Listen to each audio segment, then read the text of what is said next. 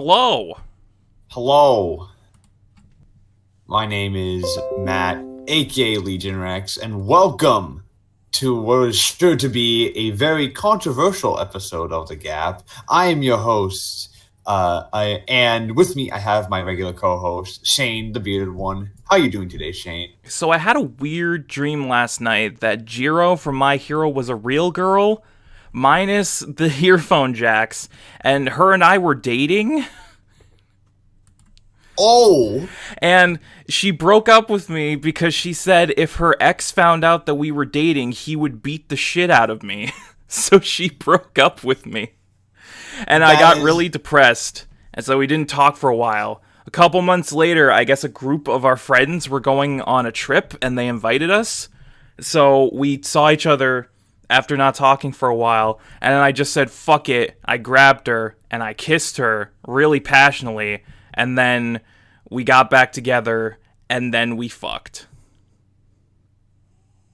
That is what? Welcome to the G.A.P, ladies and gentlemen. Welcome to the G.A.P. Shane wants to fuck Jiro. You know what? That A just proves how much otaku trash I am, and B shows where my real priorities lie, because I figured that dream would be about Yayorozu since she's my best girl, but I guess Jiro's my new best girl now, so... Jiro, I think the manga changed. I think without giving anything away from the manga... I think, yeah, I can see it. I know. So, Shane, you have finally turned around and the Jiro's best girl, Shane. Welcome. Here's the thing, I guess Jiro's my new best girl, because... wouldn't that dream be about Momo if she wasn't? You had to reconsider your entire best girl for I guess Jiro's my new best girl. I mean, she is a punk rock queen, and anyone who knows me knows I'm all into that shit, so. She's a punk rock queen. She's adorable. Her fucking quirk is awesome. Like, she's just the best possible girl in that show. And I think that dream actually affected me mentally because I was depressed when I woke up this morning. Because you wanted that dream. Because I was like, oh man, what I would do to fucking be with fucking Jiro in real life. Oh. All right. Okay, get the show started. On that weeb trash note, we have quite a bit to talk about today, actually. We have simulcasts to talk about, as usual. We have a lot of news, with a stupid amount of news for a non-convention, non-vacation week for the G.A.P, so it's going to be fun. And then we also got our feature anime of the podcast to talk about. So, Shane, let's start with some simulcast discussion. Are you ready for some simulcast discussion? I'm ready to talk about those summer shows, baby. Are you? All right, so let's start with some simulcast discussion. So, Shane, how do you feel the summer is going so far in terms of... Honestly, when we looked at the list of shows, we weren't that impressed. We were like, there are a couple shows in here that look like they could be really good, but overall, I don't think this will top spring season. But lo and behold, summer's holding up its own pretty damn well so far. Yeah, not too much bad this season. No, not really. Not really anything bad. Yeah, there's not much to add in terms of the stuff that I've already talked about on the show before. I have a couple stuff to add once we get to me, but yeah, all the shows I've already talked about are pretty much the same feelings as I had before. Nothing's really changed. The only thing I really want to talk about in terms of that is Cells at Work, because even though Cells at Work still is pretty great, I'm kind of worried about it because it's starting to become formulaic. And it's extremely formulaic. It's extremely formulaic, and I'm very worried about that because I feel like if it sticks to a formula, it's gonna get boring, and if it gets boring, I'm gonna drop it, and I don't want to do that. It has not gone boring yet, and I don't think it will. It's a formula. It's like it's a formula show that you are able to not get bored with, because there's just so much creativity and different stuff, and there's differing elements in there. Like, each episode differentiates itself enough to really stand on its own. I'm just hoping that, you know, something comes along to shake things up a little bit, like maybe a two-parter, or maybe there's a big bad by the end. I don't know. Yeah. I just hope it does something big enough to really shake the foundation so that it stays interesting. Sworn the influential episode was going to be a two-parter. I thought it was too, because it seemed to end on a cliffhanger with, like, Type A showing up and them getting overwhelmed. I'm like, oh man, cliffhanger, what's going to happen next week? And then the preview was like, oh, food poisoning. And I'm like, oh. So it was just a gag. It was just a gag. Okay. It was just a false ending. Okay. It was just, from what I understand, it was supposed to be funny. And I was more confused because I legit thought it was going into a two-parter, but apparently not. Yeah, same. But apparently it was supposed to be funny. But Japan's weird. Yeah, Japan's fucking weird. I have two shows specifically I want to talk about. I know what you're going to talk about, so let's get into it. I have two shows to talk about. First up is Ravu Starlight. I have not started watching it yet because I'm waiting for the dub to see if I like it or not. Oh, holy fuck. Okay, so this show is the brainchild of... Well, technically it's the brainchild of a committee, but it's the brainchild of Tomohiro Furukawa, who's one of Ikuhara's people, Ikuhara's proteges. And I love Ikuhara.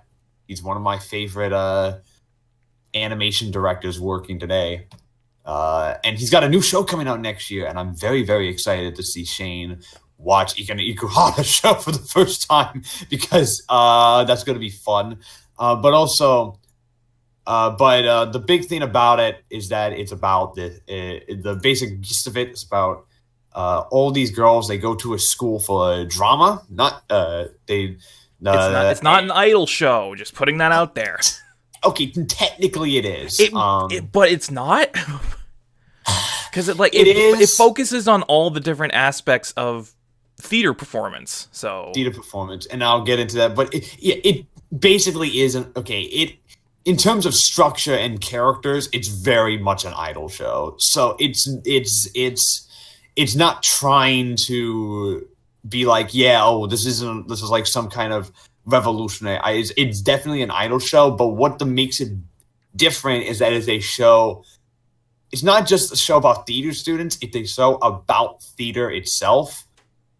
Because everything from the entire show is like presented in the vein of like a melodramatic play, and the entire thing and all the battles take place on a stage, and it's almost like the battles themselves are on stage while everything else is like backstage. Well, the battles themselves are auditions. The auditions and people and it's almost basically it's a representation of the bloodthirsty nature of performance on how theater works. On how theater is not fun for some people, because theater is very, very competitive. Yep, so extremely so. And of course it's got all the thematic depth I love, but also it's animated. It's fucking gorgeous. Oh yeah, the animation. This is a gorgeous looking show. The music is, oh my god, best soundtrack of the year, easy. Of the year, huh? Easy soundtrack. Better than Megalobox. My previous was Violet. For soundtrack. Well, mine's Megalobox so far, because Megalobox is up there, but mine was Violet. But this is if the songs stay as good as they were in those first 3 episodes, this will be an easy best of year track, and insert song as well. Mm-hmm. The music in this show is fantastic.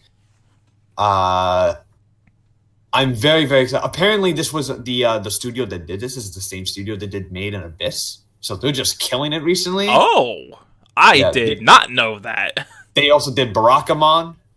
They also did Tokyo Magnitude 8. So they are Wow, credible. they're killing it. And I love it. So I'm very, very excited to see what they do with it. The other show. Let me interrupt you first. Let me just say that this show was not at all on Matt's radar before I brought it up, because I saw the trailer and I was like, guys, this looks incredible. We need to watch this. And then Matt was like, eh?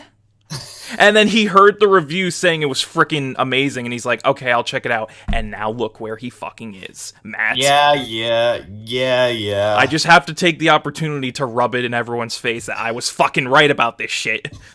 When no one else even batted an eye at it, I saw the brilliance in it. No one wanted to believe me. No one listens to me when I'm right. Well, yeah, we get it. You're better than us. You're amazing. You're better than all you peasants. You fucking king, you. King of anime. The second show I want to talk about is not nearly as good. I think I know which one you're going to talk about, because it's the I'm back on my bullshit show. That's what that is. All right. So there's a show airing right now. It's called Island. I knew it. I knew it was going to be Island. It's called Island, and this show. It's weird. It's weird because like it's not stellar, but it's not terrible. It's like riding the middle line, really well. It's not stellar. There's some stuff about it that's really fucking stupid. But that's not the reason why it's just the back of my bullshit anime. No, the reason why this is on back on my this is the anime that I really do not care if it's good or not, and I'm gonna watch every second of it and love it, is the fact that it's basically it's an old school. It's in the vein of like of one of those old school visual novel adaptations from like the late 2000s, early 2010s, and so for the longest time, what? So like Danganronpa. No, not like, we're talking more Clannad, canon, that stuff. To be fair, that's the only real VN adaptation I'm Danganronpa's more recent. Danganronpa's more recent, and Danganronpa is very different. So we're talking like Clannad, canon, like all that old stuff, like the standard, like guy has amnesia, or guy moves into a new town, or guy is a time traveler. Guy is a time traveler, or in the case of Air, guy is a bird. Guy is I gotta watch this shit. Guy is a reincarnated bird from the medieval times. I gotta fucking watch this shit. Island. He's a time, but he has amnesia. So in this, he has the double whammy. He has amnesia. And he's a time traveler. He's a time traveler who came back from the future to do something very important, but he doesn't remember what it is. He doesn't remember, and he has flashes of his of his memories, and he's not sure exactly what they are. Of him sexually assaulting underage girls. Of him. I don't know if they're sexually assaulting because it seems consensual. At least in the flashbacks, they seem. But then are. But then in the present, he's like, "Well, I gotta stay true to history," and then he tries to kiss Karen while she's passed out, thinking this is perfectly acceptable. I'm just following history. So also, I want to talk about the police officer in this show, because this is the worst police officer in the history of anime. He just does not give a garbage shit. Police officer. This police officer fucking asked him like, "Oh, where the fuck you come from? The future." Oh, okay. All right, checks out. It's like, this is obviously a crazy. Here's the CD that you covered your junk with. So he gets picked up by what the fuck is her Rina, this which is like this white haired girl who's very cute. Rene is her name. Rene. And she's like, "Yo, so you don't have anywhere to go because the island doesn't like outsiders. Be my servant." So he becomes their maid, basically. we find out that she believes that fucking he is like the reincarnation of some of ancient, like the fucking of some of that she and him are the reincarnation of a couple from a millennia ago that were separated due to jealousy. So and it's so if you can guess what, if you can quickly summarize what this show is, it's basically basically every visual novel adaptation years ago, and I love it. It's not, I don't know. It's not bad. I'll be honest. It's not okay. It's not bad. There's some good stuff about it. The art style and animation are really good. This was done by Studio Feel, who did Hinamatsuri last season, so the quality's there. Yeah, directing's not amazing, but it's good enough. It's good to help you go through it. The voice acting on both ends of the spectrum, dub and sub, are really good. Yeah, we're watching this dub. I'm watching this dubbed, and it's a little it's a little stilted, but it reminds me of like the VN voice acting, so I can deal with it. Mm-hmm. It's like it fits. And most of the stilted comes from Renee's voice actress. But you have the only thing I can this is definitely good. I don't care. Is this show good and going to end up being good? Probably not. But I don't really care, because one, I'm actually interested to see where they take this. Mm-hmm. I'm actually very interested to see where they go with the story in this. And second, I love this type of garbage. I love this garbage. So this is definitely, no matter what, this is definitely my guilty pleasure show of the season. Yeah, like here's the thing with Island. I love this garbage. Because I waited for the simuldub to start, and I watched the first episode, and by the end of it, I was like, it didn't blow me away, but it did just enough to keep me interested so that I want to watch more. So that's a victory in my book. Yeah, it is a victory in his book, and plus Karen is easily the best girl in this show. I'm torn between Karen and Rene, because I thought Rene was going to be my best girl, but then Karen showed up, and I was like, Karen is the Soon. You're the kind of Soon I'm into. You're also underage. You're also underage. So is Jiro, though. So, like, there's that. They're all under. Why are they all underage? Because in Japan, they're legal, so that's why. Because Japan's stupid. Because Japan's stupid. You want to fuck a 15-year-old? Go for it, bro. Okay, no, technically. But, like, we're not getting into... No, we're not getting into that. Moving on. Okay, moving on. And that's really all I want to talk about, pretty much, because this is the two shows that really stood out to me. Yeah. Everything else is basically the same quality. Yeah, I was just waiting for Island to start simuldub. Speaking of simuldubs, great segue, me. Thanks, me. The simuldubs finally got underway. With the exception of Attack on Titan. Which we'll get to in a couple weeks. But in terms of what I've been watching... Angels of Death, Hanebado, and Shio School Road started. All right, let's. Shane's gonna rant for a second. No, I'm gonna get the good shit out of the way before I get to that. Angels of Death. Any of them, so. Angels of Death. You said on a stream we did on my channel a couple days ago that this is the most dropped show of the season so far. Yeah. It's not bad. Like, I'm enjoying it for what it is. I get that it's probably a situation where the game is better and they're leaving a lot of that out of it. Game. Yeah. The game is a mobile game. Yeah, it's an RPG Maker game. So temper your expectations, ladies and gentlemen. But I totally understand that this is probably a situation where the game's better and they leave shit out of the anime that was in the game. But at the same time, the adaptation isn't bad in its own right. Like, it's pretty good. I mean, Zack Scytheman is the best part of it, so... Yeah. And also, since I was watching Dub's pretty good. Dallas Reed is Zack. Dallas Reed's been really killing it So fucking Zack is just basically a demented Asta with a scythe. That's implying Asta isn't already demented. Imagine if he was more demented to the point of murder. That's fucking great. Yeah. Animation is great. Artwork is great. Dub's pretty good. We'll have to see where this goes in terms of quality, but so far it's doing enough to keep me wanting to watch more. So again, victory in my book. One of the standouts of the season so far, Hanebado, which I need to watch this. Matt has not started yet, and you really need to, man.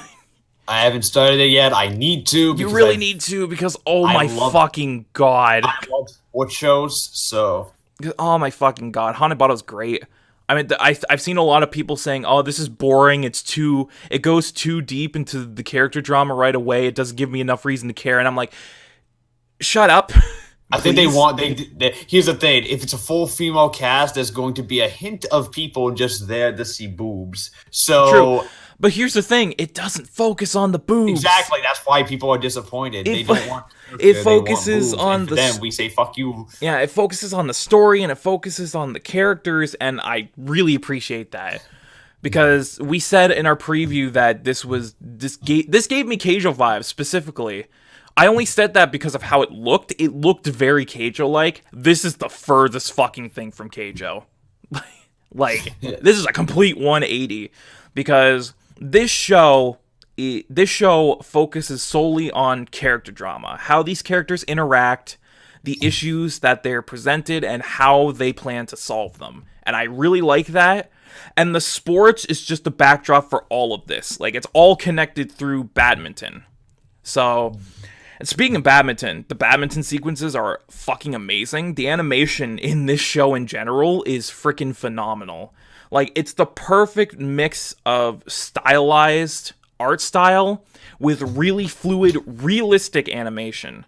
Like when you watch the show, you'll get what I'm saying, but when they're actually playing badminton, it looks like real-ass people playing badminton. That's how, like, intricately detailed the animation is. And it really adds a lot to the experience because it makes everything have such a weight behind it. It makes everything feel like it matters, whether it's on the court or off. Which is good because I like badminton. Yeah. I used to play badminton actually. Badminton was my best sport in school. Badminton is fucking fun. Yeah, it's fucking fun as shit. Badminton, fucking fun as shit. Yeah. Yeah, but this show's great. It's got a lot of great characters. It's got a great lead who has a lot of depth behind her. And she's got a chip on her shoulder, and it feels like it's not properly vented out. It feels like she's just angry for the sake of being angry, but there's a lot of like. I relate to her then already. Yeah, there's a lot of depth behind her character where there's a lot more psychological things going on behind the scenes that really explains why she acts the way she does. This is classified as a seinen, so they're able to get darker stuff if they wanted to. Like right off the bat, it shows, hey, this is going to be a more mature series. We're going to be focusing on things like PTSD and fucking images of self-worth and all that bullshit. So if you came here for stupid shonen sports, leave. Goodbye. Because it's got those really amazing badminton sequences, but it's not super shonen-y. Like, it feels like, again, real people playing badminton. And that mixed with all the character drama and how they relate that back to badminton, how it's all tied in this neat little bow. This is in my top 3 for the season, and I wouldn't be surprised if it stays there. Because if it keeps up this level of quality, it's definitely going to be one of the best. Yeah. Now time for the bullshit. Okay, Shane did not like this at So, all. I was waiting for the dub to start before I watched this because Matt told me that people were comparing it to Hinamatsuri, and anyone who watched the podcast before knows I fucking loved Hinamatsuri. It's one of my favorites of the last season. So I watched the first episode of Chio's School Road. Shane did not like this show. I fucking hate this show, dude. Like, I'm so disappointed that Spencer isn't here so that him and I can get into like this heated debate on Chio School Road, because this is one of the shows he's really enjoying, and you know what? I'll respect his opinions. If he likes it, good on him. I could not get into this show at all. One, I did not find any of the humor funny, and like Matt said, this is a prime example of how subjective humor is. But for me, I did not find any of the humor funny. I did not laugh a single time during the entirety of the first episode. Presentation overall is very average. Like, it doesn't look bad, but it's also not anything like blowing me away. The voice acting is fucking atrocious, specifically Chio, because You watched dub, right? I watched dubbed, yes, and that I wasn't gonna watch this dub anyways. I saw sub because I want to watch listened to a bit of the dub here before yesterday, so that way I can have some context. I definitely prefer the sub on this one. Yeah, I'll let you know that now. I only wanted to watch dub because of the Hinamatsuri comparison, because I fucking loved the dub of Hinamatsuri. This is definitely a show you need to watch. This is definitely a show I feel does not work in dub at all. But, oh my god, dub is not great. Chio is so fucking annoying. Like, shut up! For fuck's sake! And that just brings me back to my biggest pet peeve with the show, is that everything feels forced. Like, everything about the humor, the way the characters act, the situations, they all feel incredibly forced. Like, nothing in the show feels natural or organic. Like, oh, this is just a natural progression. This is how we got here. No, it's like, yo, the road's blocked, so I could just go around it, or I could climb on rooftops like the super ninja assassin that I am in my video game world. Like, stop. That's it. There's no through line there. Like, I get it's supposed to be played up for comedy, but when the comedy, in my opinion, is not good, it just feels completely unnecessary, and like they threw it in there just because. Like, this entire show feels like the writers knew their jokes weren't funny, so they felt like if they delivered them in the most over-the-top way possible, that maybe they could pass by, but it didn't work for me. It did not get through for me, whether it was over the top or not. All of it feels forced, and none of it is entertaining. And then there's the unnecessary fan service, which is like, why is this here? Like, there is more than one character, including Chio, our main character, who's a first-year high schooler, that there are just gratuitous shots of giant tits jiggling around for no reason, and I'm like, A, this is making me feel uncomfortable, B, you're just throwing this in here because why not, and C, this has no place here. Like, she's fucking 14! Why does there need to be a shot of under her arm, her playing video games, where her tits are jiggling while she's playing video games? Why? Because Japan, that's why. Japan is stupid! I hate them! God! This show broke me. Like, holy fuck! Like, I can't get over, like, this is purely my opinion. You could be like Spencer and go into the show and enjoy it for what it is and not let all of this stuff bother you. But I'm sorry, I couldn't. Like, everything about this show just rubbed me in the wrong way. Like, I didn't find the humor funny. It's got gratuitous fan service for no reason. It all feels incredibly forced and unnatural. The main character is annoying as shit. Animation is average. The OP was a banger, though. I will give it that much credit. OP is a banger, yes. OP is a banger. I'll give it that much credit. That's all the credit I can give it, though. Because, I'm sorry, that first episode was more than enough for me. I watched it. I hated it. I knew the show wasn't going to be for me. So I dropped it. Yeah, that was something. This was a Shane rant. Everybody. It's always fun when a Shane rant comes around because my rants are so much different from everyone else's rants. Fucking your rant was you were angry. You were This show made me uncomfortable and visibly angry. Like, when there's more than one character with giant tits for no reason, who their sole purpose is to just stand there and have them jiggle because, haha, tits! Like, immediately you've lost me there. Like, stop it. Go away. That coupled with everything else that I mentioned that I just didn't like. Yeah, I hate this show. I don't want to watch any more of it. I will not watch any more of it. So there. All right. So that was a Shane rant, everybody. There's that.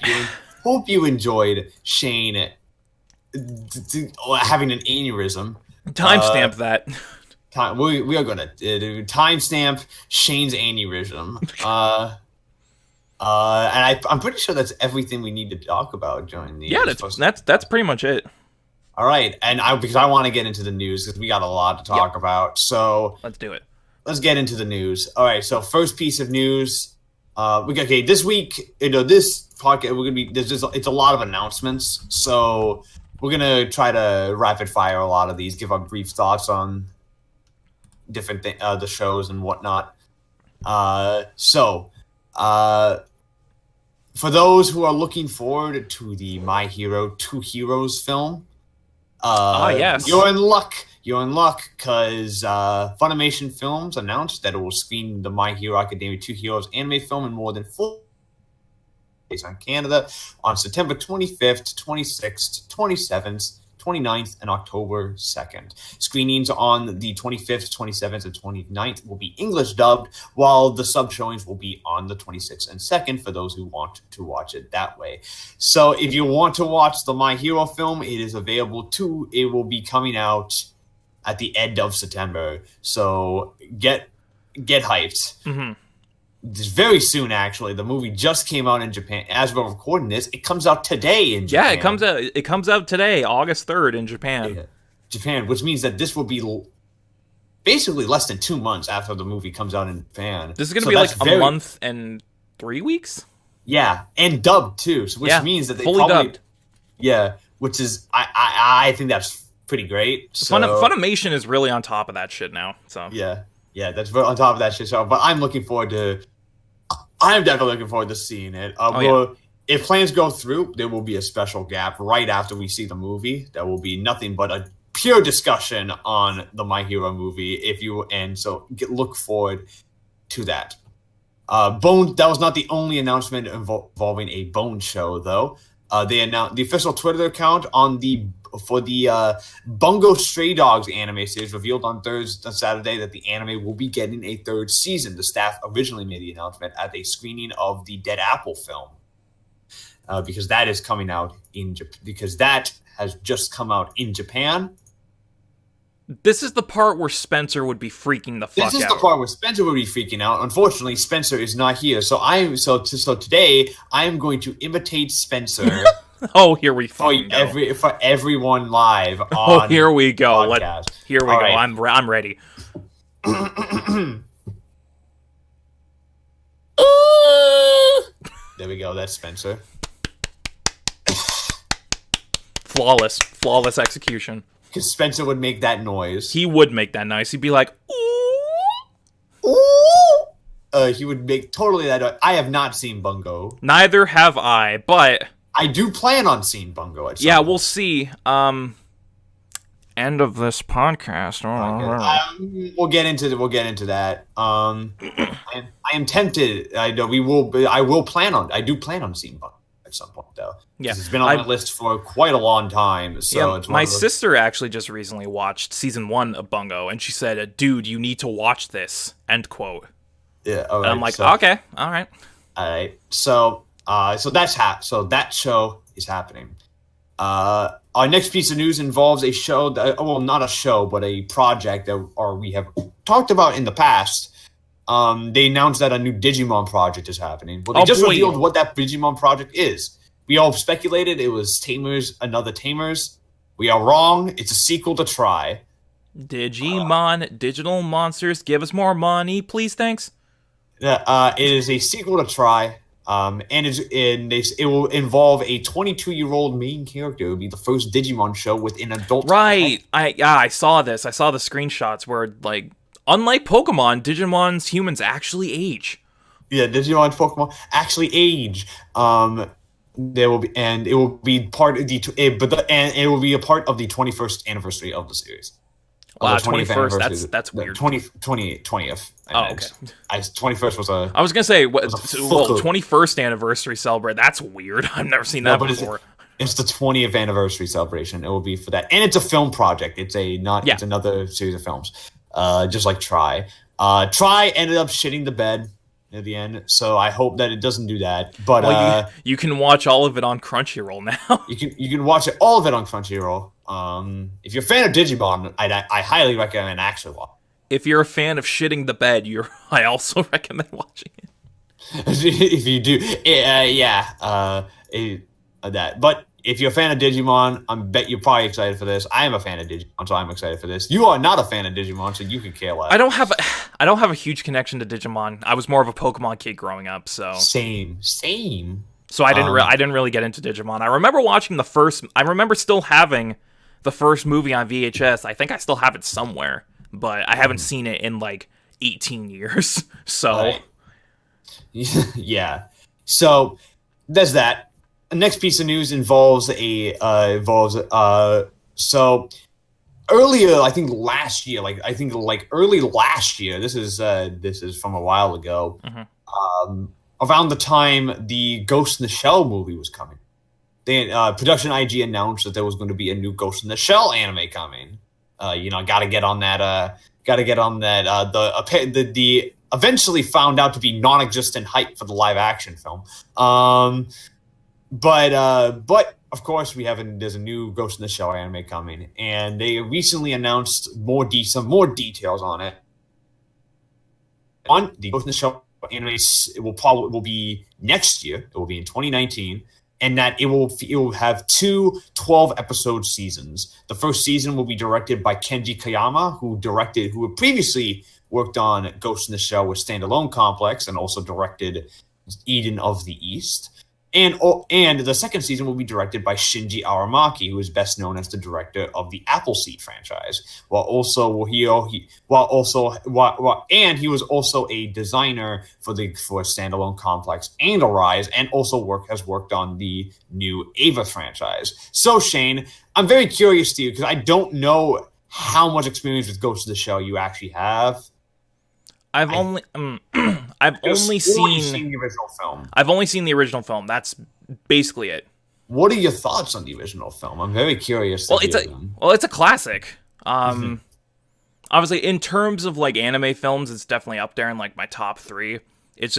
There's just so much going on in it, and it says so much that it's really hard to ignore all the commentary that it presents.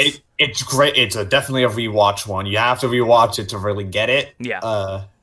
I do. One of the things I love about it is that even though it's from 1995, the animation is so. The animation is arguably good. Better than most anime today. Yeah. And it's amazing. And plus, it's a short watch, like 82 minutes. Yeah. It's not very long. Yeah, but it's dense. It's very dense. It's extremely dense. Like, put on your thinking caps, boys and girls. It's very, very dense. Ghost in the Shell has always been dense. So do not watch Ghost in the Shell if you don't want to be don't go into Ghost in the Shell thinking that, oh, this is just something that I'm gonna watch because I'm bored. I'm just gonna turn my brain off and enjoy. No, stop it. You're doing yourself a disservice. You have to put on your thinking caps, pay attention. To feel smart afterwards for getting it. People who talk about how the first Ghost in the Shell movie is complicated. Honestly, I never found the first Ghost in the Shell movie complicated. It's just dense. Like, if you pay attention, it's pretty simple what they're trying to do. Yeah. Like, it's very clear what they're trying to do with it. It's it's pretty obvious. It just overloads you with information to make it think that it's confusing. There's a lot of techno babble. That's what it is. There's a lot of random technobabble. So it overloads you with information to give the illusion that it's confusing, but it really isn't. It really isn't. It's really yes, it's about the rise of AI and sentience, but it's pretty much, in essence, it's pretty much like and if you want to compare it to genre, it's pretty much it's basically Blade Runner. Yeah, it's Blade Runner the anime before Blade Runner got an anime. So before Blade Runner got an anime, which if you have not seen the Blade Runner anime, fucking do that. It's on Crunchyroll. Go for it. It's Crunchyroll. It's 20 minutes. It's like actually, maybe I'll look that up because I'm not. I think exactly it's like sure I think it's like short. I think maybe like 10 minutes. I don't know. If you're a fan of Blade, if you it connects to Blade Runner 2049. If you haven't seen it, fucking do it. It's directed by the guy who did Cowboy Bebop. It's actually fucking great. And just coming from someone who's probably the biggest fucking Blade Runner fan you'll ever meet. I love Blade Runner. So definitely watch it. But yeah, Ghost in the Shell's coming back. 2 12-episode seasons. I'm very, very happy. I'm very sad. They confirmed it's not a continuation of Standalone Complex. That makes me very sad. But I'm still very looking forward. Oh wow! Okay, that's super short. Yeah, the Blade Runner anime is only 16 minutes. 16. Oh, so there's no excuse. Go watch it. No, so it's very short. So go watch it. In more news, the official Twitter account for the Mobile Suit Gundam Iron-Blooded Orphans anime teased on Thursday that there will be a continuation of Iron-Blooded Orphans. They also posted an illustration that is a brand new illustration of like a new mech design. So we're getting more Iron-Blooded Orphans for those Gundam fans. New season or movie or we don't know because I know you want to watch Iron-Blooded.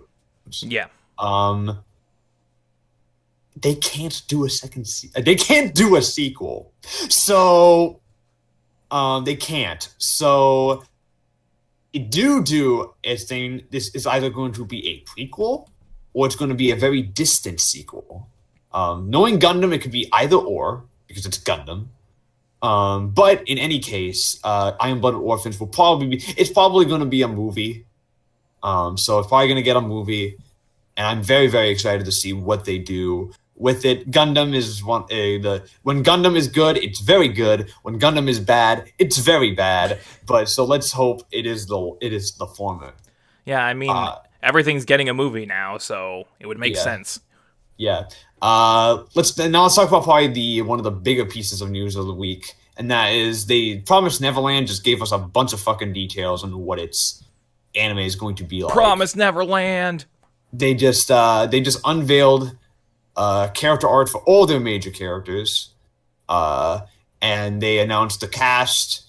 They also announced who is directing it, and the director is Mamono Kanabe, best known as the director of Elfen Lied.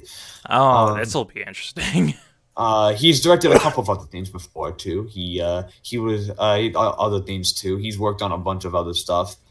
But mainly he's best known as the director of Elfen Lied. Surprisingly, he was also an episode director for Baccano. And he's also worked on he worked on Occultic 9. But he will be directing it, and it will be animated by Cloverworks. Oh, okay. Cloverworks, so it's going to be a Cloverworks anime. Writing it, and the composer will be Takahiro Obata, who has worked on a total of nothing for the most part, but currently he's right now best known for doing work for One Piece. So okay. So the anime will air in January. So it's going to be a winter show. It's going to be a winter show. And considering how popular Promise Neverland is manga-wise, this is definitely going to be a must-watch. So I will most definitely be checking this out. I've heard very, very good things about Promise. So I'm very looking forward to it. The director concerns me a little bit. Still have not read any of the manga, so yeah, I'm definitely going to be reading it. If I like it, if I like the anime, I'll definitely 100% read the manga because it's one of the more popular newer shonen Jump series, right? Yeah, and it's very different from other Jump manga. It's a lot darker than other Jump manga. I like dark shonen. Some people are like, is this a shonen? If some people are like, this feels, it's like Death Note in that way. It does not feel like a shonen. I love dark shonen. Redirect to Hunter x Hunter. Hunter x Hunter feels like a shonen though. That's true, but Promised Neverland, it's coming. I'm definitely gonna be watching it. Yeah, The director concerns me a bit. Yeah, I was gonna say this is interesting because you personally despise Elfen Lied. I don't despise it. I think some of it's good, but like I think it's definitely one of the most overrated shows I've ever seen. Like it's definitely it's extremely overrated to me. I really don't like Elfen Lied. And you do not like Elfen Lied. Yeah. So the director concerns me a bit, but I think that Elfen Lied was working on shaky source material to begin with. So I am going to reserve judgment on that. You had something to say. Good call. You said it was interesting. No, I said it was interesting because of the director. Yeah, because the director. Because again, I get you don't it. like I get Elfen it though. Lied, so yeah, I get it though because I heard Promised Neverland is pretty dark. And deals with some fucked up shit. So I'm not surprised.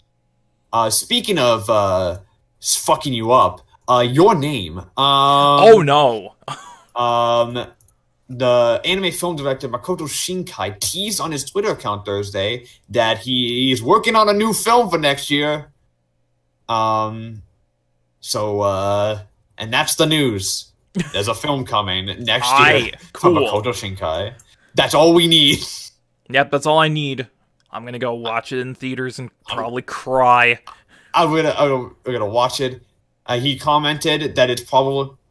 He commented his next work would probably be about young boys and girls and adolescents. So wow! Every single one of his movies. Whoa! Holy crap! Shinkai shaking things up a bit. So every single one of his damn movies. Makoto Shinkai. Fucking unless they're younger, unless he's talking like younger. Unless he's talking like fucking like Takagi-san stuff, like they're fucking in like middle school. Okay. All right. Middle school? No, because otherwise it's like, come on, dude. Because like, dude, like, have you seen Your Name? Yeah. Have you seen your own movies? He doesn't like Your Name though. Did you know that? Yeah, I know he doesn't. He's like, oh no, it's not complete. It's not the way I want it. Shut up, Shinkai. Shut up. Shinkai. I think it's favorite one of his movies. I forget what his favorite one. I think it's like fucking children lost voices or something like that. And I'm like, what? You mean the Ghibli riff-off? Yeah, I think that's one. That one I think is his favorite. That's weird.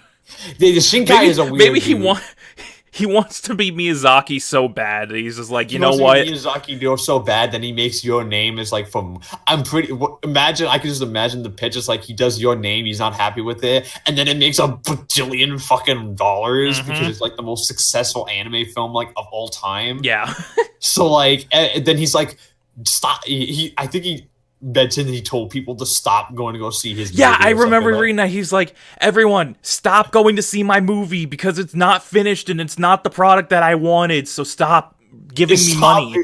Stop giving me money. I just think that's funny. I don't know. He is like the most humble fucking man on the planet. If he's doing humble that to the shit. point. He's humble to the point where it's like, okay, dude, stop, please. Yeah, just stop. I like your movie. Just take my money. I like your movie. But yeah, no. But Makoto Shinkai new film, I'm gonna watch it.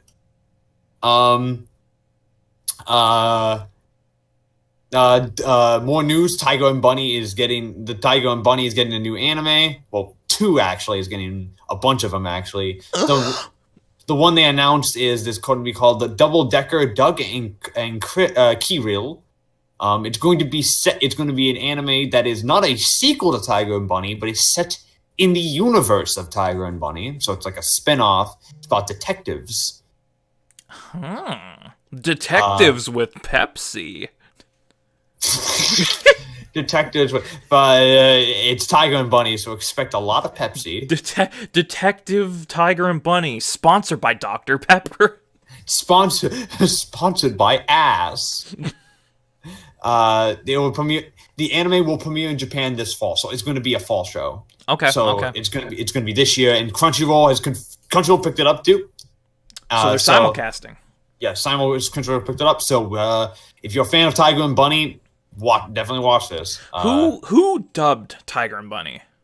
It was Viz. It was Viz. Okay. So which means that it might be a little bit for Viz to pick this up. Yeah. Okay. And actually dub it. So this is definitely going to be one that if you want to watch it as it's airing, You gotta gotta watch sub. Gotta watch sub because it's Viz and they never simuldub things. Gotta go to crunchyroll.com/ass to get your free 46.25 day free trial of Crunchyroll Premium. If you're watching a show in the middle of that quarter and the time runs out, well, guess what? You gotta pay in the middle of the episode. Money. I'm very, very sorry. Yeah, so that's happening. Speaking of Jump, they announced that the adaptation of one of their other anime, which is other manga, which is Demon Slayer, Kimetsu no Yaiba, will be airing in spring of 2019. The big deal about this is that it's going to be animated by Studio Ufotable, so the same people. The Fate Zero people. Oh God! Okay, all right. So it's going to look gorgeous. So it's gonna be Sakuga the anime ×3. It's gonna be Sakuga the anime. Yeah. If you a brief description of what Demon Slayer is about, it's a dark fantasy. And it's about a boy named Tanjiro whose sister who finds his family slaughtered and his sister gets turned into a demon. But his sister still shows signs of human emotion and thought and all that kind of stuff. So she's still human, but she's slowly turning into a demon. So this is about him and his journey to turn his sister back into a human, and a lot of dark shit happens. That sounds like it's right up my alley. And it's extremely popular in Japan. It's getting to the point where it's about to rival My Hero in Japan. It's getting to that level of like, yeah, this is one of the next big ones. Well, so definitely watch this one. I'm very, very excited for it. I'm definitely going to be watching it. Since it's Ufotable, I am not going to expect this to be a long runner because they do not do long runners. And if it is, oh my God! Oh my God! But I'm very, very excited. And our final piece of news is lame as fuck, but I have to mention it. Code Geass just announced what its project for the sequel to Code Geass, which is Code Geass Resurrection, is going to be. And everyone just assumed it was going to be a 25 episode season 3 because that's what that was. Guess what, bitch? It's one movie. It's a singular movie which will serve as a finale to the to not the series, but these recap movies that are coming. So it's it's less of a sequel to the original show, but it's more of a Madoka Magica Rebellion, if that makes any sense. Well, I mean, Rebellion was fucking phenomenal, so... Rebellion was... But also, this is pointless. I want it... To me, I feel like... you get away with it with Rebellion because it was only like a year or two after the series had wrapped up. Mm-hmm. For Geass, it's been like a decade. So you would think that for Geass, they would do something bigger. But it's...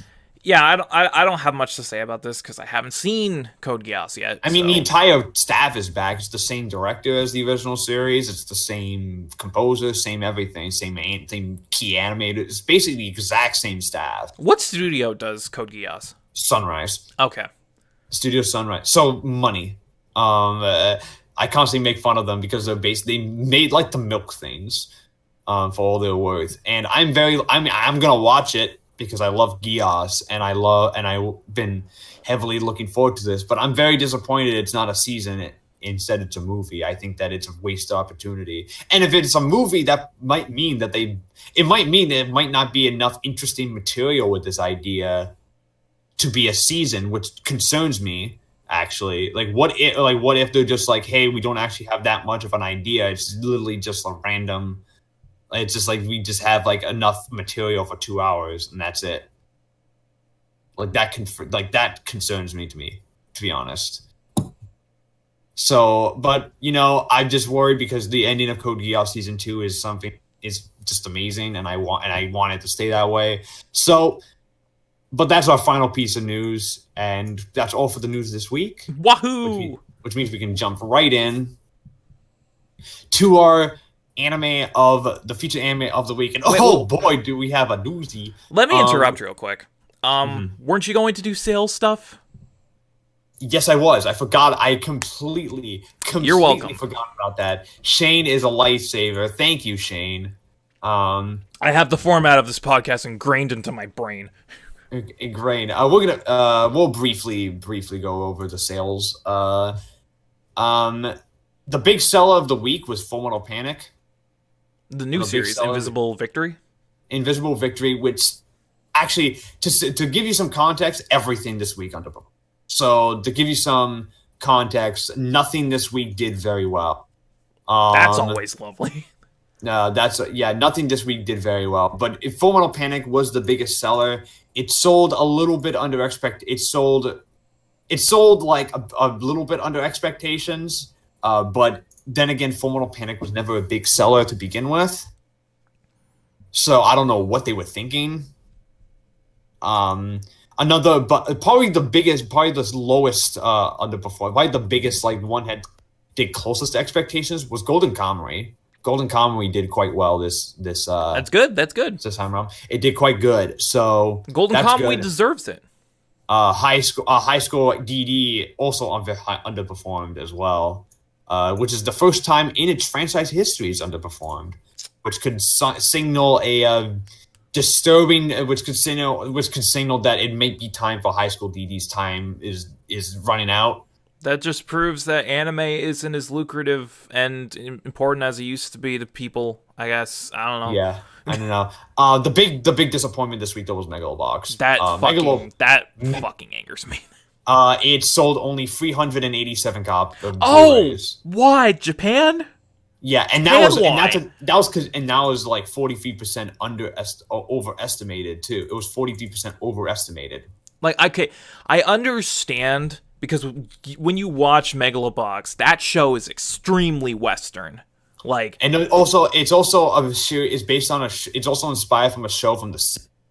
Yeah, it's from it's a cult, and over there, the show while Shiro no Joe was a big deal at the time, it's not so much anymore over there. Yeah.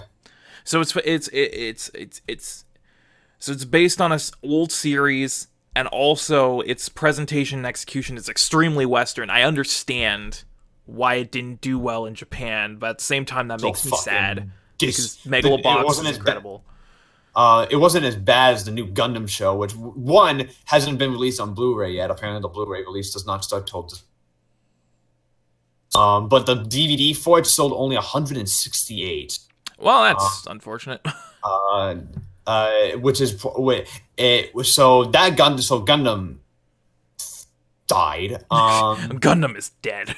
Gundam's not dead. Gundam will live forever. Gundam is dead. Pretty much everything this week, with the exception of Butlers, underperformed. Whoa! Hold on. What? Butlers did not do very well. Was only like 532. But that's still overestimates. It's yeah. Oh my god! It outsold Megalobox. Yeah. What? Yeah, what is wrong with Japan? Do they not know good things?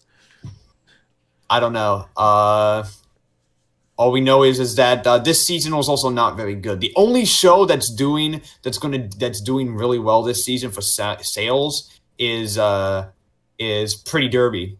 That's the only one that's doing well. That makes sense.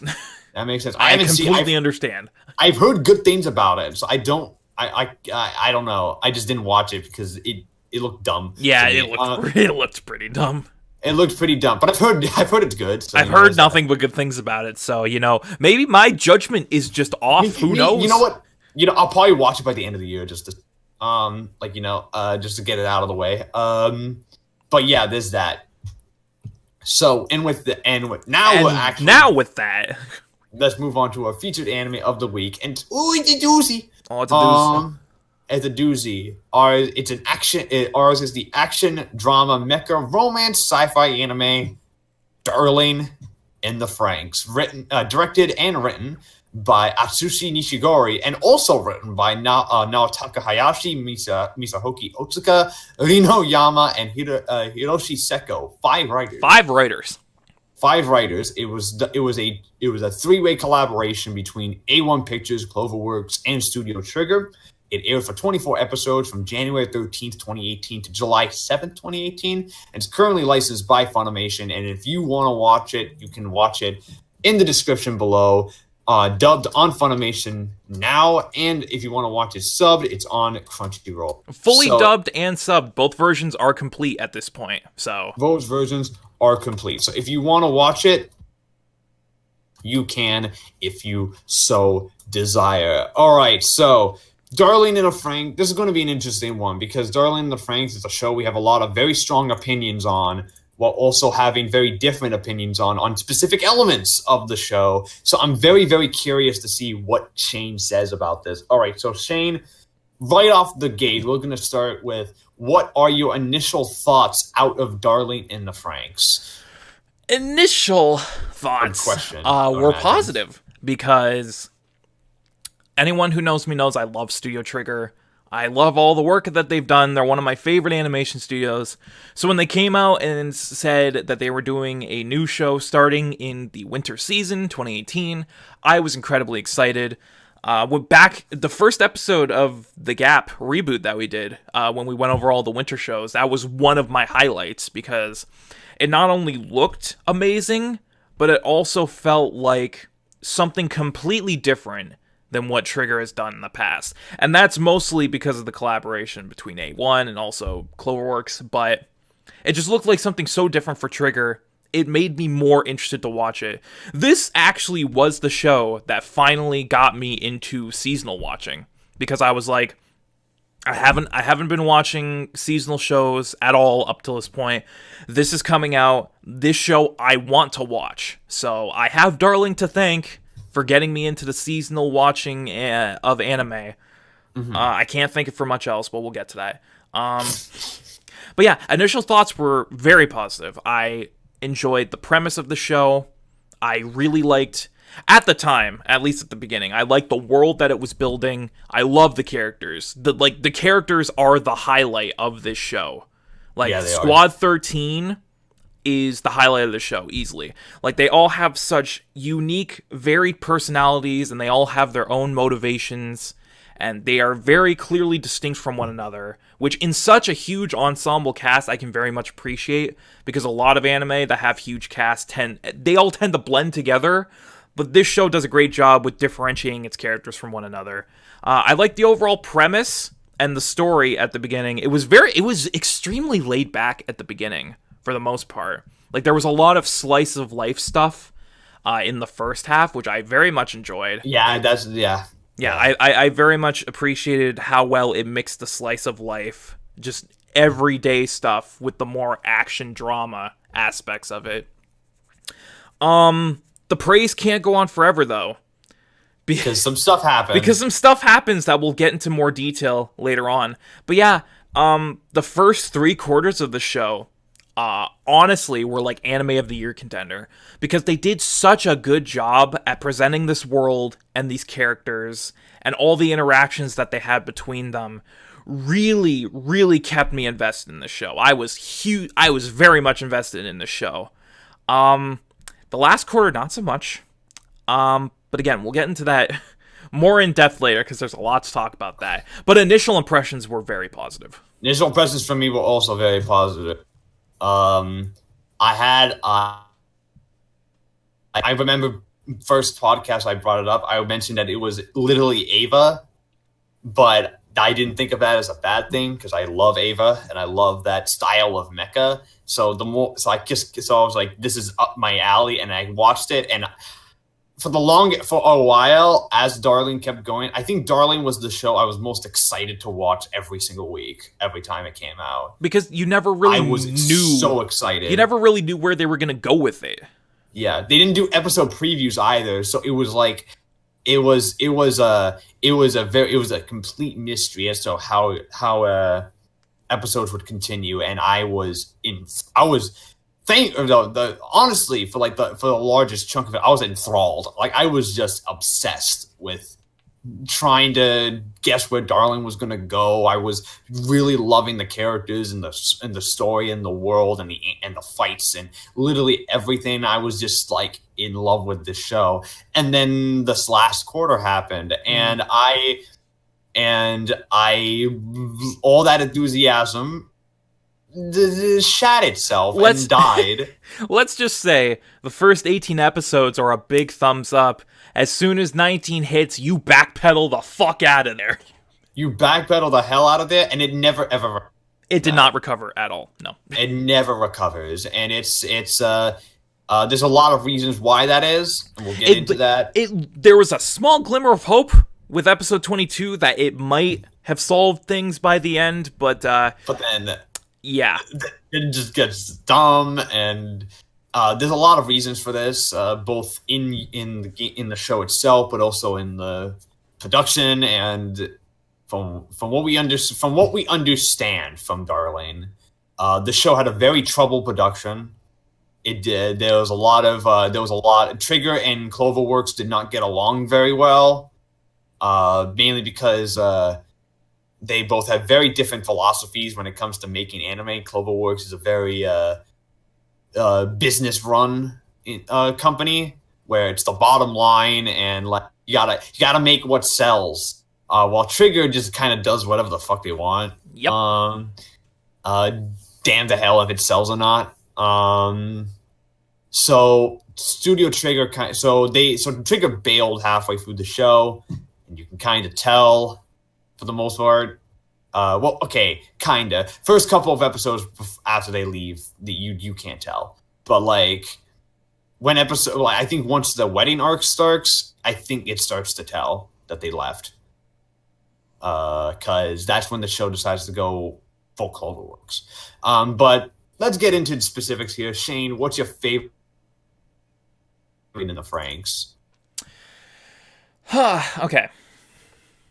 The thing with this episode is that neither of us rewatched this, correct? I didn't rewatch this, no. Because it's so recent that I had everything figured out in my head. So in terms of favorite episode, easily episode 13. Yeah, same. Because episode 13 is so jam-packed with thematic weight that it's really hard not to get invested in what's happening on screen. Because this is the episode that shows Hiro's and Zero Two's backstory, how they came to be, and it just does so much with so little. Like, I really love this episode. Even people who didn't like the show, like at the time, it was like, even when it was like Darling in the FranXX has always been a contentious show with some people. But Darling in the FranXX has always been bad. Yeah, there's a lot of people like that, but episode 13 is the one episode that was critically praised, acclaimed across the board. Yeah, like, and you can tell why.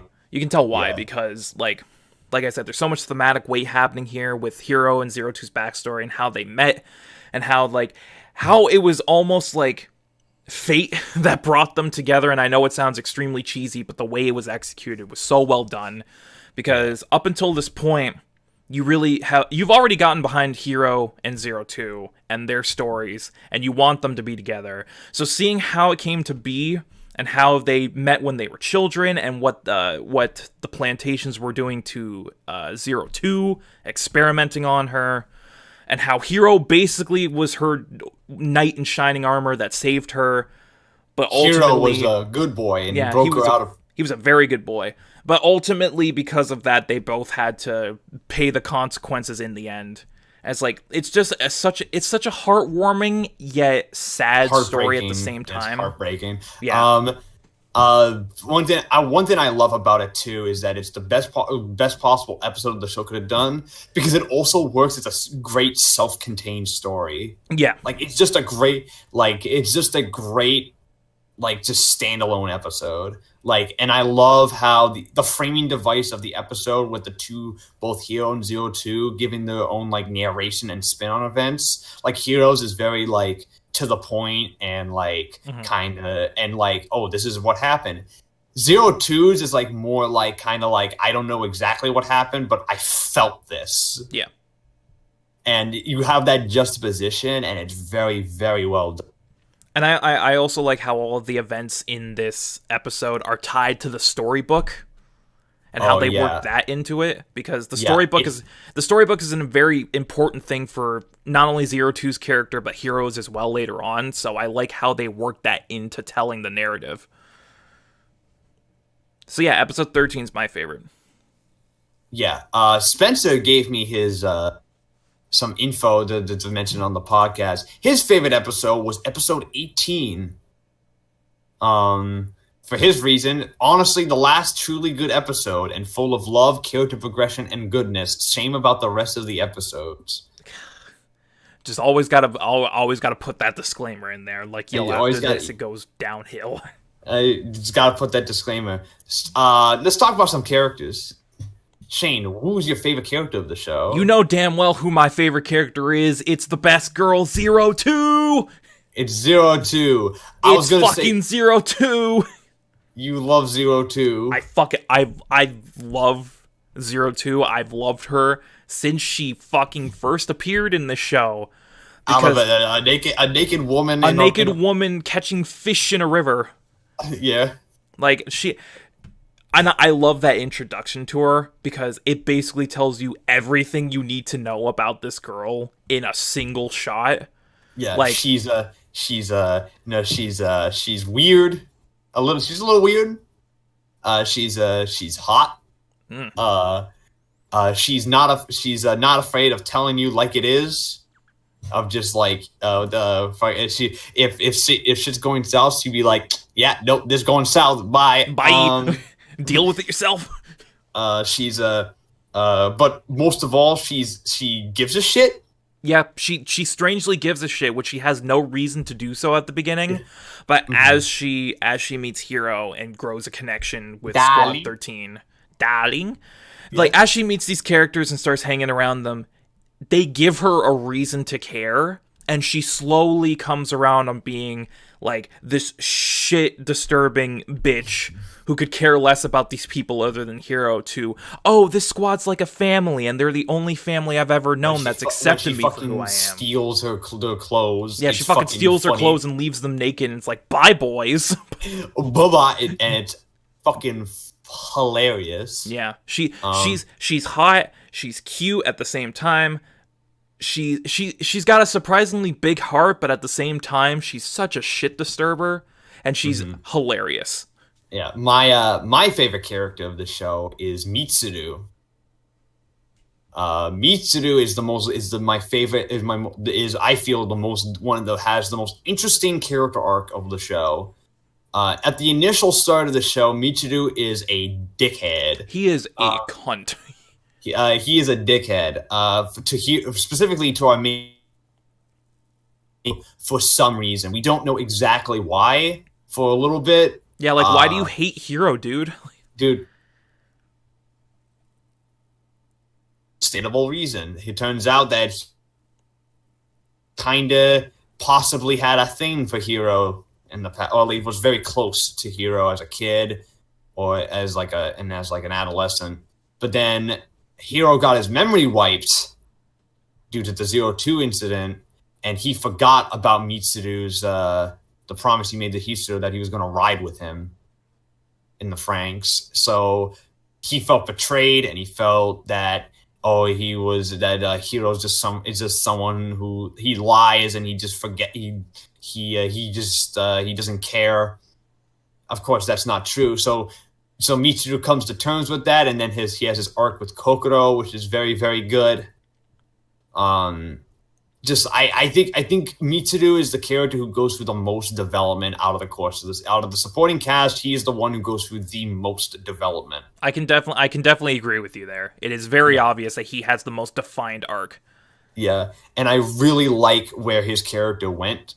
And I feel, Shane, I want you to agree with me, and I agree with Mother's Basement on this. Mitsuru should have been the one that died in episode 23. It definitely would have had much more of an impact than fucking Alpha. Yeah, I don't give a fuck about Alpha. You haven't given me a reason to give a shit about any of the nines, so why do I care if he sacrifices himself? Yo, we'll get into that in a second. Meanwhile, for Spencer, his favorite character is Goro the Gobro. I mean, come on. He had the best relationships with the characters. Overall, the better story. Can't say enough. Oh, oh, come on, bro. Come on, bro.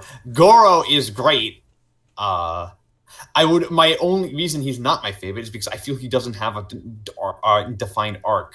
He honestly doesn't do much throughout He the doesn't show. evolve over the show. He's great because he's the nicest character of the show, and you want him to live Yeah.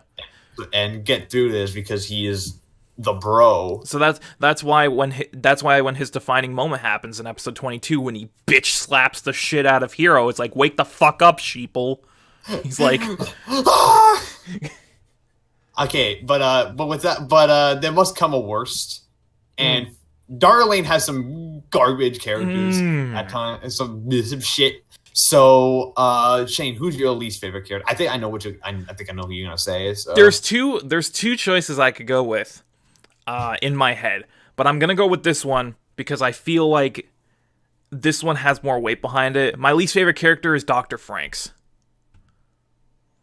Because because he ruined the show. Dr. FranXX, because he is the sole catalyst to the fucking atrocity that is this show's final quarter. Like, he's basically the reason why this show shits itself so hard, because he is the reason everything went to shit. His entire existence is pointless. His entire existence is wasted. I also, if you remember correctly, his characterization in the first half is very different than his characterization in the second. Yep. So there's this it's like in the first half, he's kind of like this. He's kind of a dickhead in the first half, but in the second half, he's treated more as like sympathetic. I have no sympathy for this man who didn't even know how to pilot the robots that he created. Yeah, and he didn't know, and he didn't realize dinosaurs until after he made them. Yeah. The dumb fuck. He's like, wow, I created these things. I'm going to call them FranXX, and they're mechs that require two people of opposite gender to pilot, and they must be in sync. How did I create these? Where did I get the schematics? Oh, wait, they're Klaxosaurs. Huh. Bruh. He's also the reason that the fucking magma energy thing is introduced, and that's just fucking retarded. And I'm sorry. So stupid, so dumb. So yeah, yes, inject magma into our. Yeah, fucking. Oh, it's not magma; it's Klaxosaur energy. Oh, okay, sure. let's fucking mine this magma energy out of the Earth's crust. And then the first thing we're gonna do, because we're all sensible human beings in this universe, we're gonna inject it straight into our bloodstream so we can become immortal, because that's the side effect of injecting yourself with magma. Darling is stupid. Darling is really dumb. Welcome to my least favorites as well as Dr. FranXX, with a close runner-up being the Klaxosaur Princess. That was my runner-up too. What a fucking waste of a character. She is so pointless. She shows up for like 3 episodes and then dies. She shows up, does nothing, and then dies, and it's like, well, I'm a good guy now. I died peacefully. Bye. You fix this shit. And it's like, oh. Yeah. Oh, and also Verm is dumb. Well, yeah, but can we classify Verm as a character? Yeah, because they're pretty much one entity, dude. That doesn't make them good. They're not. It's not good. They're garbage. Spencer's least favorite character is Hiro. Yeah. Well, why? Just explain. Basically, he wants me to explain what he says several times. He finds Hiro annoying and has a very annoying, whiny, and has bad. And he feels his characterization is very inconsistent, bad. He doesn't. He feels that he also feels that he's outside of that, kind of uninteresting and generic. Well, yeah, he kind of is. Hiro is generic, but he was generic from the start, and I didn't mind that because I felt they were going to do more with him. They were on the right track. In the beginning of the second half, they were on the right track. Because the series does make a decision to get Hiro and 02 together in the middle of the show. Mm-hmm. I think that, and I feel that was a good. Feel in on paper that's a good idea. It's very different from other anime where anime likes to twiddle their thumbs when it comes to that shit. Like, oh, you guys want to see this shit? Well, wait another 6 to 8 episodes and maybe it'll happen. And maybe it'll happen. Maybe the most you'll get is a kiss. But no, not only do they kiss a lot, but I'm pretty sure.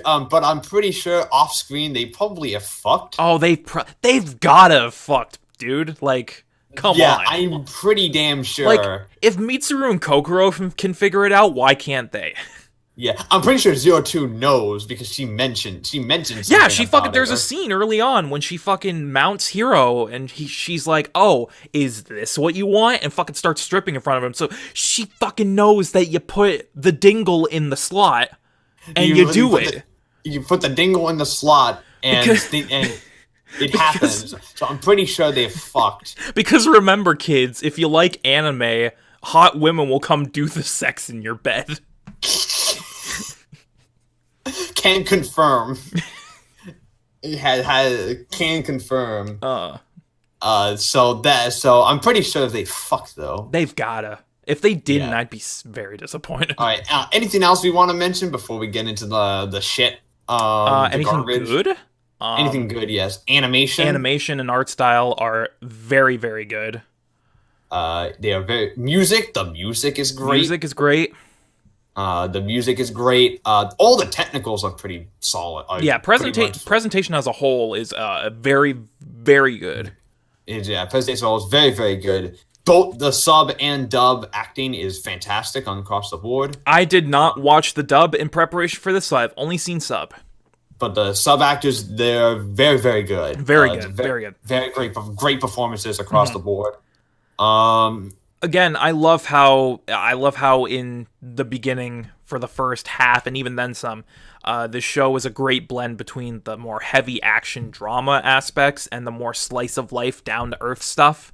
Because I feel like the show liked to take its time too. Yeah. I like that. The show liked to take its time to develop. I feel like I feel like the slice of life stuff really complemented the more action heavy portions of the show. It really did it well.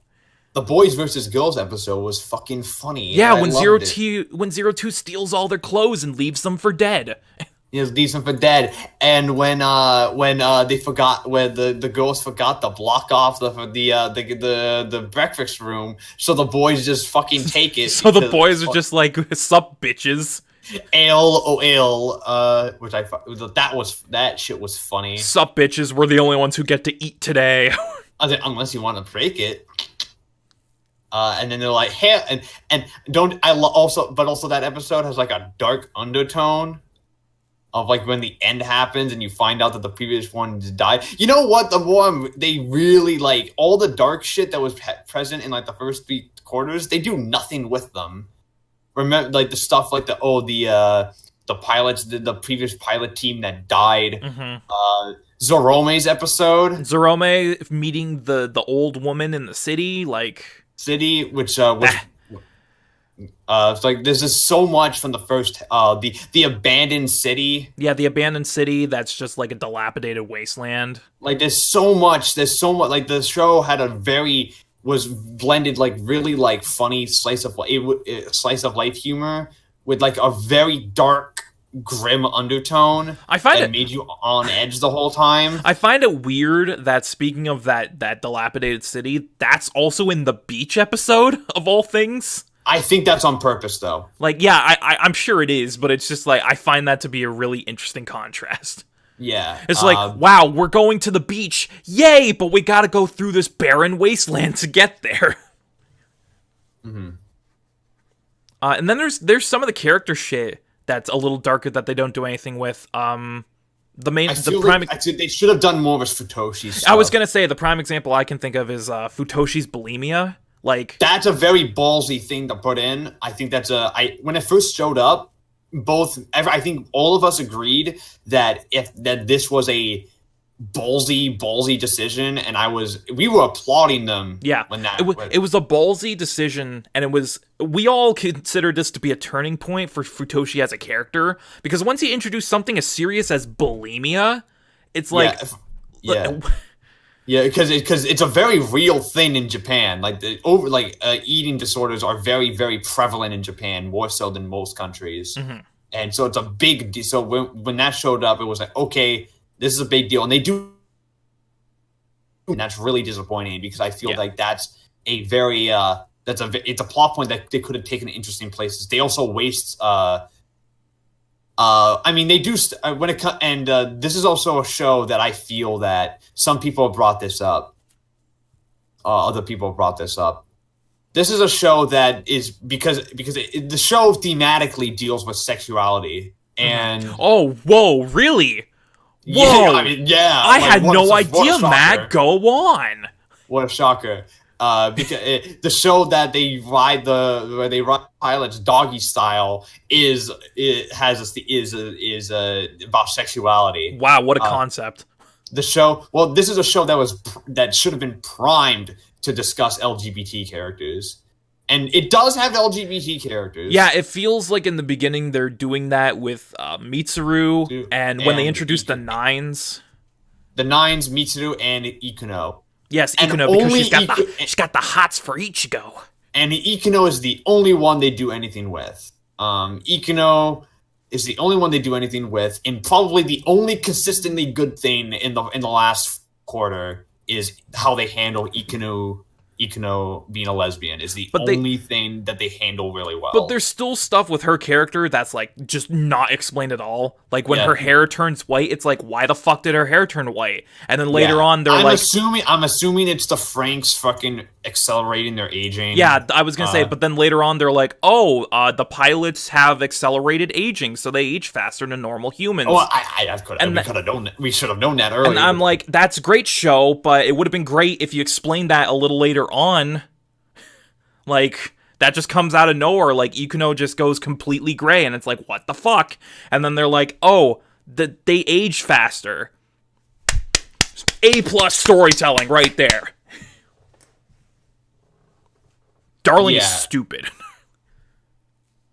Just title this episode, Darling is Stupid. Yeah, it's fucking stupid. And plus, I'm pretty sure they were setting up Mitsuru as bi, but they never do anything with that either. Well, yeah, because he's clearly, as a kid, he clearly has the hots for Hiro, but fucking Hiro forgets all that shit. So then he's like, fuck it, I'll just move on to women. Yeah, fuck it. If I couldn't get with a dude, I'll get with a girl. Why not? And then he has a kid. They fuck once, and she gets pregnant. Yeah, like right off the bat, like first date. I'm like, you gotta pull out, dude. Yeah, you gotta fucking... No, they don't know how to pull out, Matt. They don't even know how to do the sex yet. No, dude, you gotta pull out first, like, sure, dude. They read a bunch of books on how to do the sex, but it didn't get to the chapter where they learn how to pull out. They gotta pull out, dude. If you pull out, none of this... Kokoro would not have fucking the kid. Or at least use a fucking condom, and I get condoms probably don't exist in this world, but a shopping bag would work, I guess. Mm-hmm. Yes, like, fucking hell. Yeah, okay, we're starting the crap. Let's go with let's go right into the crap. I think we've got all the positives out of the way. Let's talk about the Nines for a second, because they're dumb. What were their point? What was the point of the Nines in this show? To be fear-mongering about non-binary, pretty much. That's my guess. I don't know, but they really had no purpose in the story outside. None at all. What did they do, Shane? What did they do? They showed up. They were kind of assholes to Squad 13, and then they fuck off, and then they come back, and then they fuck off again, and then they come back for the finale, where it seems like, maybe the Nines will be like an antagonistic force that they gotta get past to, like, go to space and, help Hiro and stuff, but no, they don't. They never do that. It feels like as soon as they introduce them, they're building them up as these antagonists to Squad 13. Like, maybe by the end of this, these will be the true villains. Like, Ape will send the Nines after Squad 13 to take them out. Yeah, I feel like a rewrite must have happened at some point, like in the middle of production, and they changed it. Because it totally feels like they're supposed to be the bad guys at the end, that Ape sends after them because they know too much, so the Nines gotta take them out, but they never do that with them.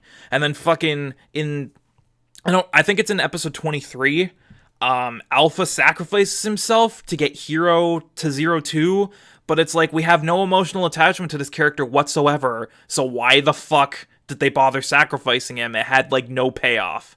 Yeah, it was fucking stupid. Let's also talk about Verm and how they make no sense. Verm is the fucking worst thing the show could have ever done. Yeah. Like, A, it's not properly explained at all. B, the explanation they give us makes no fucking sense. And C, they're not interesting. They're not interesting at all. It just feels like it's like a fucking cop-out. They just threw them in there last second because we gotta have a big bad. Remember Trigger? It was like, remember Trigger's previous 2 anime? They both had aliens as a major villain. We gotta have aliens as a major villain. Remember Gurren and the Anti-Spirals? Remember Kill la Kill and the Life Fibers? Remember Darling and Verm? And Verm? No. No one remembers Verm. This is a pale imitation of things that these people have done way better in years prior. Like, yeah. Verm has no place in the story whatsoever. We can also go on length about how the show is basically is a lot of ways a ripoff of Ava. You're more knowledgeable on that, so you go into that. It's very knowledgeable. It's very much a ripoff of Ava. Entire episodes are based on ideas from episodes. The entire antagonists are straight out of Ava.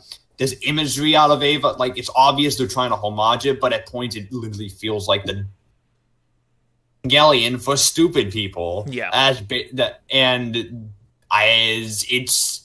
It's not too far off. It's not nearly as well written too. So like there's also that. Yeah, it feels like they were trying to homage Ava, but like Matt said, they went too far into the homage where it basically became a pure imitation. It became a pale imitation of a much better. And also I feel like the show also doesn't have any balls. No, it doesn't kill anyone. Like the entirety the show's of Squad building 13 up lives. death flags to these characters. They're building up that some of them are gonna die. They do. It's not. This isn't me just being like, oh, they should have been edgy. Oh, they need to kill more people because I like dark. No, the show actively builds up that there's gonna be deaths. Mm-hmm. Like they actively build it up. Like you want to mention Ichigo and Goro? Ichigo and Goro, Miku and Zorome, fucking Mitsuru. The only couple of people that were like 100% guaranteed to live were Kokoto and Futoshi. Those are the only two that really were like guaranteed their living. Yeah. Like, cause there's a scene, it's in one of the later episodes, there's a scene where fucking Ichigo and Goro fall down this shaft. It's like a huge shaft. It's basically a pit. And they fall down, their FranXX is damaged. It's very much implied that they died, but then there's just a shot later on where it just cuts to them chilling at the bottom of the shaft and they're completely unharmed. Who wants to bet they died in an original draft? And they fucking changed it last minute. That wouldn't surprise me, to be honest. I want to bet a lot of this, they killed off a lot more people in the initial draft. Because apparently the director said that there were going to be a lot more, because the director mentioned that there was going to be a lot of death in the end. There really wasn't. No, which is why I feel like there was last minute rewrites. I feel like that stuff happened in the production. Because I think, and also it would have made sense for Mecha, because Mechas like to kill off large portions of their cast at the end. Because that fits Mecha. Have you seen Gundam? They do that every series. Yep, everyone dies in Gundam. They do, everyone fucking dies every time. But, no, so yeah, the show doesn't have any balls. The show also fucking True Apis is the stupidest goddamn I was gonna thing say, when are we all gonna get to True Apis? The dumbest thing in the history of anime. The stupidest fucking thing I've ever seen in an anime. And trust me, I watch some stupid shit. He's seen Nakaimo. I've seen Nakaimo. Shogo! I want you to eat my cream puffs. I've seen that shit. And this is the goddamn stupidest fucking piece of bullshit I've ever seen in a fucking anime. Like, it makes no fucking sense. It looks fucking retarded. God. I can't do it, Matt. It's a big 02 floating in space as a robot. No, okay, so fucking... So, 02... So, okay, so, Strelizia goes off into space to fight Verm.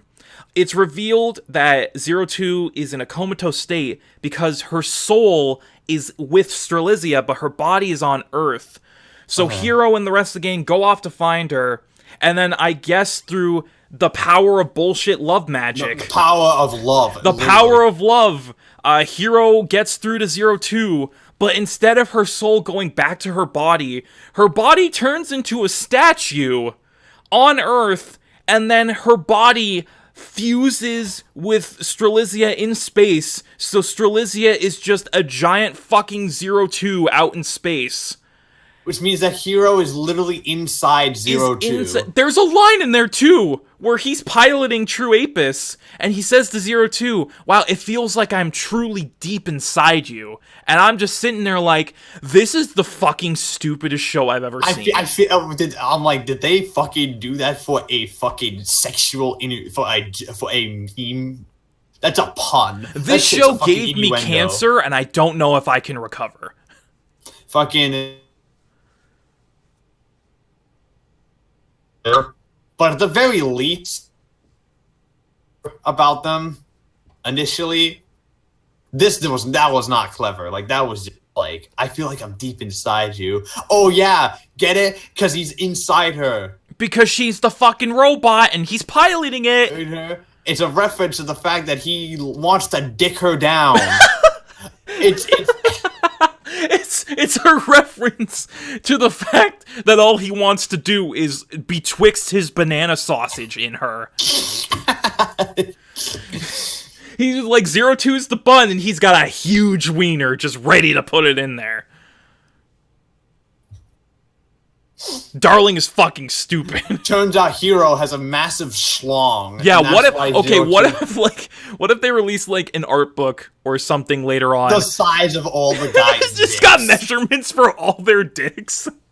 What fucking that? And then we see Futoshi's like, oh, and Futoshi's and Mitsu's, and like, oh, so that's why Kokoro left him for Mitsu.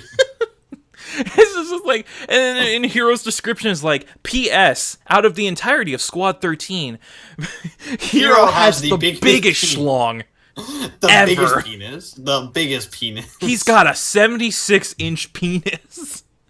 He uses it like a fucking extension cable. His penis is so long it can fit into 02 from across the room. He uses it as an extension. No wonder she always wears a skirt. No wonder 02 was naked the first time she saw Hiro. She knew. Oh, darling. Darling, that's code word to fuck me. That's our safe word. That's the same word as darling. That would be weird, though, because if the safe word is darling, and all she fucking says is darling, how would you know whether to stop or not? Is she liking it? Is she in pain? That just means keep going. That's what that is. Whatever you're doing, keep doing it. Whatever you're doing, I'm into it. Don't stop. Just keep going. Keep going. Just keep plowing me with your snow truck. What are we talking about? What does know anymore. Into? This show has broken us. That's the name. The name of the episode is going to involve some kind of the penis of all some kind of penis joke. Some kind of penis joke. All right, final thoughts. Let's get this done. Final thoughts. You can go first. Okay, fuck. Okay. I am so fucking bewildered. Darling in the Franxx started off incredibly strong. It had great world building at the beginning. It had great world building. This show literally broke me. The size of Hiro's dick is great world building. This show literally broke me. I don't know if I can speak the English anymore. Shane gives this a question mark out of 10. I give this a true Apis out of 7. So, Darling in the Franxx started off incredibly strong at the beginning. It had great world building, it had a great cast of characters. All of the drama aspects were really well done, and it was really complemented by all of the slice of life stuff. It had a great mix of action drama with more down-to-earth relaxation moments. The mech designs are freaking great. The Franxx all look incredible. Animation is stellar, music is great, voice acting is superb. Everything about this show was everything that I look for in a Trigger show, and it was easily at the beginning a contender for Anime of the Year for me. Once it hits episode 19, shit hits the fan in a way I've never seen a show do before, and all of that goodwill is thrown out the window. For all of that great mix of action drama and slice of life, for all the great character development, for all of the great presentation elements that have gone to the show, it's all replaced by nonsensical, stupid, and boring shit. The last quarter of the show is shit, and it actively ruins the entirety of the show. Because honestly, at this point, I can't recommend the show to anyone. Like, I can't be like, oh, watch Darling in the Franxx because it's really good, but only watch up to episode 19 and then stop. I can't do that. So because of that, I can't actively recommend the show to anyone. Like, hey, watch all of Darling in the Franxx. Because the last quarter is so bad and shits the bed so hard that it actively ruins all the good that came before it.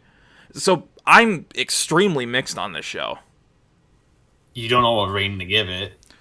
I'm thinking about it. Because there's enough goodwill there to at least not completely shit on it. Because again, before episode 19, they did a stellar job with the show. Yeah, I can't give it a low ranking problem. Like, I can't. So, like... Because, like, but after episode 19, it's all shit. And it doesn't recover. And it actively makes the show worse. Yeah, to me, I'm giving it a 6 out of 10. I think I'm going to have to agree with you there. I'm going to give it a very mild 6. I'm giving it a stronger 6 than you because I feel the stuff that was really good is still really. So it's definitely a case of it's definitely a case of the stuff in this show is that when this show was good, it was beyond like it was freaking fantastic. It was freaking fantastic, but unfortunately, that last quarter was really bad, and and also the ending is I felt jack and shit. That was like the safest possible ending. The ending is extremely lackluster. Safest possible ending they could have done. It's a great ending for the side characters, but it's a horrible ending for the main characters. Yeah, because the whole thing with the safest possible ending they could have given the show. Because the whole thing with 02 and Hiro sacrificing themselves to defeat Verm, which they didn't. Verm comes back. But the fact that they sacrificed themselves only to be reincarnated decades later, like, why? Why and how and also why?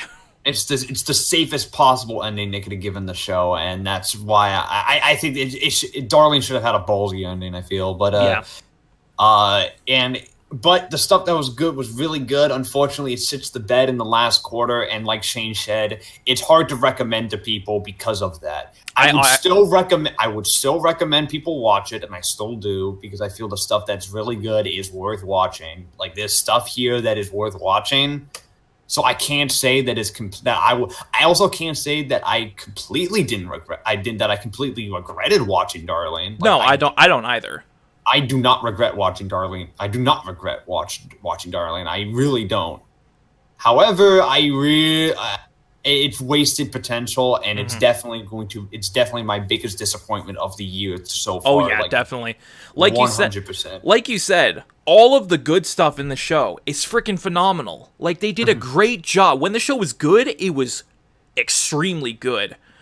But I'm giving it a more lukewarm reception because everything that happened in that last quarter, just honestly, it doesn't ruin everything that came before it, but it affects it negatively enough to the point where, again, I can't recommend this show to people anymore. I can't tell people, watch Darling, because I know that it's going to get bad, and that people are going to get disappointed and fucking drop it. I know that's going to happen. So, in my goodwill, I can't recommend the show to people anymore. As much as I would like to, the last quarter does so much wrong that it actively sours the rest of this show for me. Alright. Here's Spencer's little blurb. About Darling in the Disappointment. While having arguably one of the best starts in an anime of the season, it really hit the ground running and found its stride with unique style, characters, and story. However, all of this is ruined by a cliche, honestly stupid last arc that almost ruins everything the show had going for it. Bland characters, ridiculous plot contrivances, and honestly just a disgrace to the stellar opening half.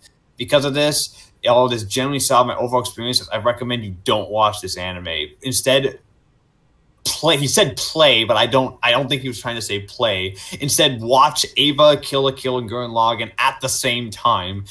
Will be better than Darling and the Sadness. 5 out of 10. Yeah, his score actually lowered from the last time we talked about this. I don't think it's bad enough to warrant a 5. No, so the good is good enough to warrant above average, but at the same time, I don't. What's the word I'm looking for? Like, I get why he gave it a 5. Like, I totally understand the rating there, but I feel like the good was good enough to warrant above average. Yeah, same. But still, it gets poo. So just warning, if you're gonna watch Darling, episode 19, it's gonna go. It gets poo poo.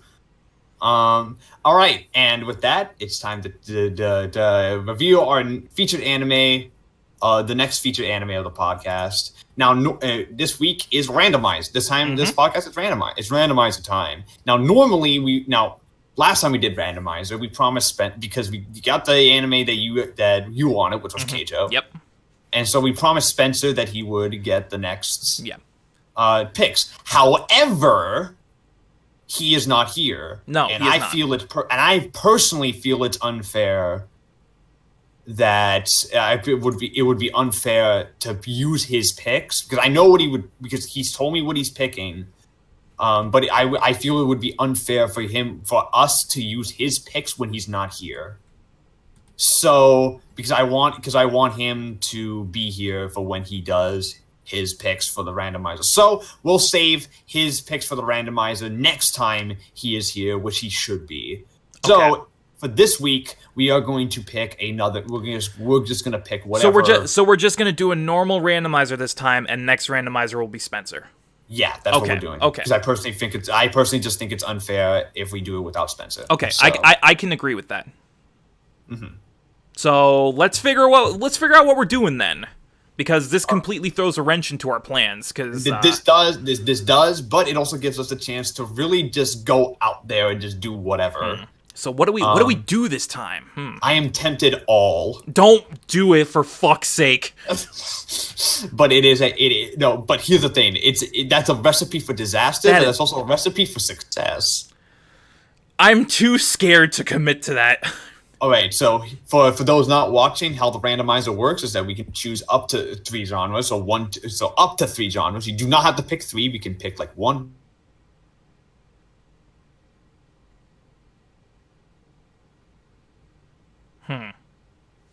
Ecchi, fantasy, game, harem, horror, mecha, music, mystery, parody, psychological, romance, school, slice of life, sports, and supernatural.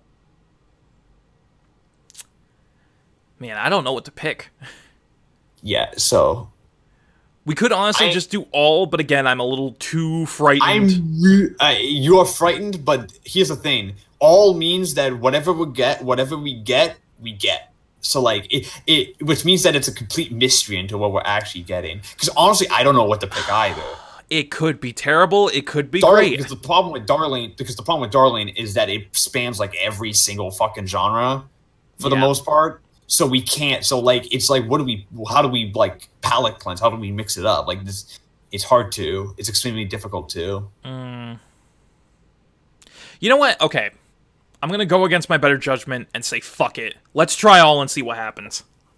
All right, let's go. We're going all. Let's go all, see what happens. If we get shit, then we got to pay the consequences. All right, we got one. The show is this is. Let me look this up because I've heard of this. I've heard of this show. I just have never seen it. It is a. Oh, okay. Oh boy. Oh god. Oh no. No, I say that. No. All right. So it's a movie. Oh, okay. All right. So this might be the first movie we cover on the G.A.P. Unfortunately, I do not know if it is. The movie is Padma Inverted, directed by Yasuhiro Yoshida, and it's a big deal because it's directed because it's one of those movies that came out and was like heavily praised when it first came out. So the problem is I do not believe it is legally available. Well, hold on. What's the name of it? I'll look at it. Padma Inverted. Hold on. It is an anime. It is an Padma Inverted. Nope, it is not available legally. It is not available legally, and it is a movie, so it would be hard to find legally available at all. So we have another option. So we have an option here. What we do is we either want to do it anyways and risk it and say fuck it, or we go back to the randomizer and pick another one, but we have to pick the one we get from the randomizer next. Because I haven't seen Padma Inverted. I've heard of this. I've wanted to watch this. I've heard it's very good. I've wanted to watch this. So yeah, but it's not legally available. Let me just double check. I believe it is available on Blu-ray here in is available on Blu-ray to buy. You can buy it. It is not available legally though on any streaming platform. It's not on streaming platform, but it is available legally. It is available to buy on Blu-ray, so you can get it. And it's a movie as well, so Inverted. It might cost less money. Although I don't know if you would want to buy something for the podcast last minute. I probably wouldn't want to. And also, it's an import. It's an import. Mm-hmm. So, as much as I want to watch this movie, because I've heard of this movie. I'm tempted to save this for another time. I am too, because I have wanted to watch this for a while. So, So we either just do it and say fuck it, or we redeal. I'm very tempted to just say fuck it in this instance, because I do very much want to watch this. But at the same time, it goes against our code of ethics. This is up to a coin flip, I think. Oh boy, okay, let's do it. It's up to a coin flip. All right, okay. So heads, we do it. Tails, we redeal. All right.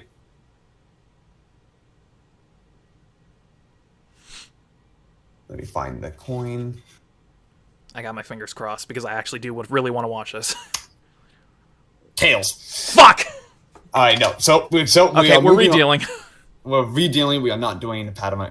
All right, so we're back to the randomizer. We can just go all again. Let's go. Let's go all again. Again, let's go generate a single random anime. Okay, this one is legally available. Okay, and cool. Oh god, no, Matt.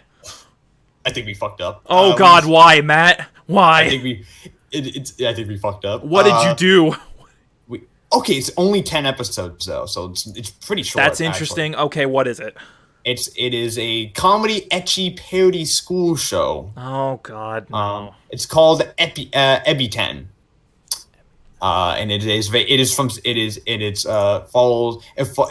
follows Noya Itsuki, who just transferred to Ibusagawa High School since he had always had a fascination with space. He's a space guy. He decides to join the astronomy club there. Oh my god, okay. Great. I can't wait. No, just what's next. However, he mistakenly walks into the Astronomy Club, a club whose female members are all female otaku. There you go. Easy to realize that his light becomes this show exists. Honestly, I'm gonna be honest. Most of your description got cut out, but I'm not even fucking worried about that because God fucking damn it. God damn it. Astronomy, Matt. Yeah. Astronomy. Astronomy. It's available on Crunchyroll and High Dive. So it's probably got a horrible Sentai dub. Oh, I can't wait for another Nakaimo. Are you ready? I can't fucking wait, Matt. Are you ready, Shane? I can't fucking wait to watch this instead of Padma inverted. I can't wait. This is our fault. This is completely our fault. Oh, let me see this shit. Our fault, Shane. I need to see if this is dubbed. Oh, it is not dubbed. That relieves some of the pain. What does? The show isn't dubbed. I could have sworn it is. It's not. It's not on High Dive. So. It's on Crunchyroll. It's not. It's sub only, as far as I can tell. There was a dub though. There was a dub. The dub might just not be available. It could be possible that it's just on that the dub was just on the DVD release because there was a DVD release. So. I'd like to think that if it was on High Dive, they would have the dub though. I'm looking into this bullshit. Not like I care. It appears to me that every single episode, you're right. It does have a dub. Every single episode name, by the way, is named after a classic manga. It seems. That's actually kind of interesting. Not gonna lie. Yeah, you're right. It does have a dub, but for some reason, High Dive doesn't have it. Yeah, and it was it's technically classified as an ONA, and it's an a net anime, but it's like a regular series. Oh man, I can't wait. You can't. Shane, this is our day. This is our fault. This is our price to pay. We tried to play the system, but no. Yeah, next week next episode we will be covering Epi-10. We tried to fly too close to the sun and we got burned. Yeah, but with that, I think we're pretty. Yeah. Yeah, we're done. My name is Matt, aka Legion Rex. You can find me at Legion Rex on YouTube, and as well Legion Rex on Twitter. And with me I have my co-host Shane, the Bearded One. You can find him at Bearded Gaming Network, where he does podcasts, unboxings, and Let's Plays, a bunch of other stuff. You can also find him on Twitter, where he'll tweet about anime, pretty much. Actually, my Twitter has all been Mega Man the last few days. Well, it's been Mega Man recently, but also anime. And I think we're pretty much done here. So, yeah, I think we're done here, Matt. Yeah, so I hope you all have a very, very good weekend, a very good week. And we'll see you next time. We'll see you next time where we're not watching Padma inverted. I am so fucking angry right now. I'm so mad. I'm sorry. Thank you for listening to The G.A.P. If you like what you've seen, you can subscribe to the G.A.P Podcast YouTube channel to get the latest podcasts as they go live. Be sure to like and comment and let us know what you guys think of the show. Thank you very much for tuning in, and we'll see you next week. 溶けた情